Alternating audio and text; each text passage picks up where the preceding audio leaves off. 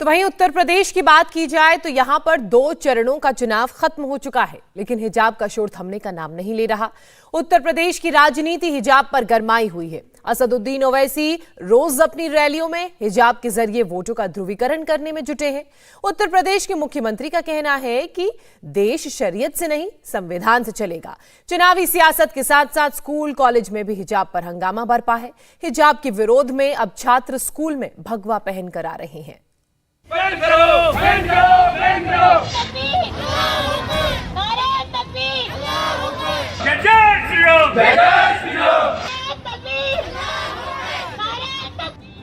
हिजाब के नाम पर बवाल की चिंता में डाल देने वाली तस्वीरें कई राज्यों से आ रही हैं। फिर चाहे वो कर्नाटक हो, जहां से ये बवाल शुरू हुआ, या फिर उत्तर प्रदेश, जहां इस वक्त चुनावी माहौल है। कर्नाटक का हिजाब विवाद अब देशव्यापी समस्या बन गया है।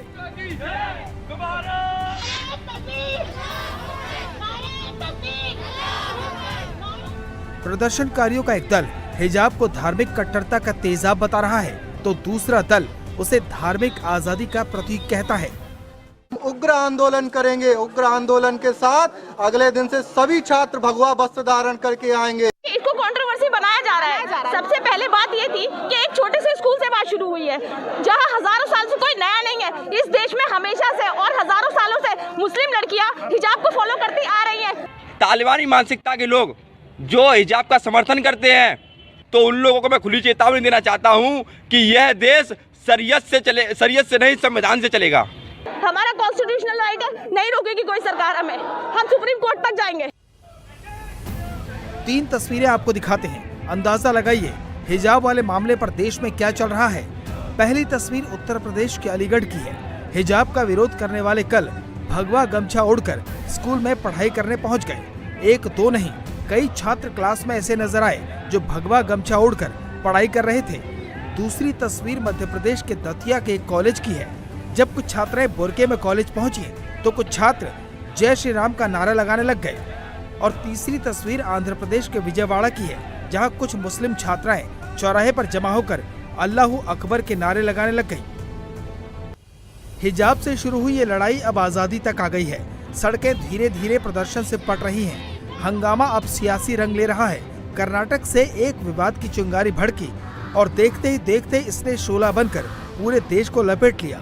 सवाल पहनावे का था और लड़ाई धर्म और अधिकार की बन गई।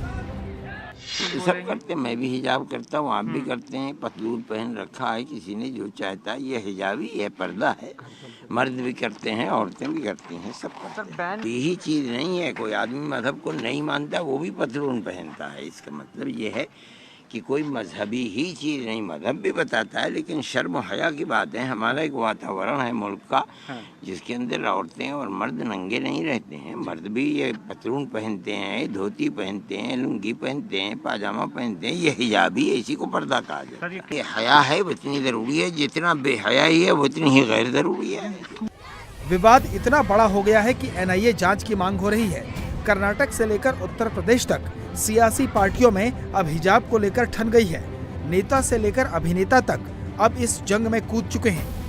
बड़ा सवाल ये खड़ा हो चुका है कि क्या 5 राज्यों में चुनाव को देखते हुए ये मामला जबरन खींचा जा रहा है या इसके पीछे कोई और वजह है। यूपी के CM ने साफ कहा है कि देश संविधान से चलेगा, शरीयत से नहीं।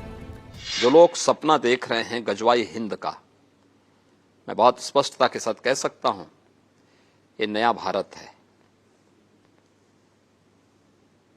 ये दुनिया के सबसे लोकप्रिय नेता से नरेंद्र मोदी जी के नेतृत्व का भारत है।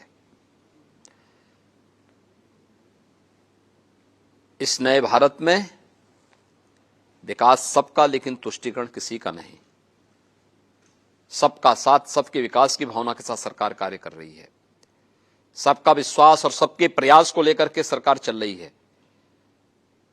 ये नया भारत संविधान के अनुरूप चलेगा, शरीयत के अनुरूप नहीं।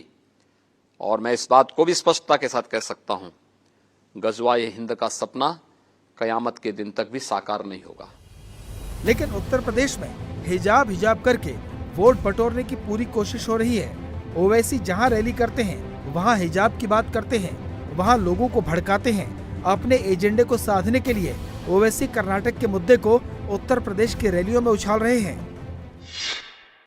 डरने और घबराने की जरूरत नहीं है और मैं खास तौर से हमारे मुस्लिम अल्पसंख्यक समाज की मां और बहनों से भी अपील करूंगा कि जब आप 20 तारीख को वोट डालने जाएंगे तो हो सके और बुर्का और निकाब पहन कर जाएं।